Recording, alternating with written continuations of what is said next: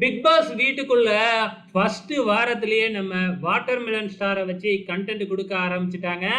ஆரம்பத்துல சண்டை, அதுக்கப்புறம் எல்லாருமே வாட்டர்மெலன் ஸ்டார ஒரு காமெடி பீஸா யூஸ் பண்ண ஆரம்பிச்சுட்டாங்க.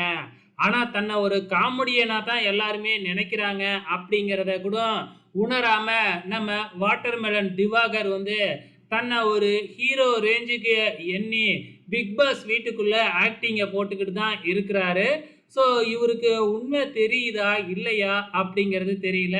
எல்லாருமே தன்னை கலாய்ச்சிக்கிட்டு தான் இருக்கிறாங்க அப்படிங்கிறதும் புரியுதான்னு புரியல. ஆக மொத்தத்துல நம்ம திவாகர இன்னும் எத்தனை வாரம் பிக் பாஸ் வீட்டுக்குள்ள வச்சு செய்ய போறாங்க அப்படிங்கிறது தான் தெரியல.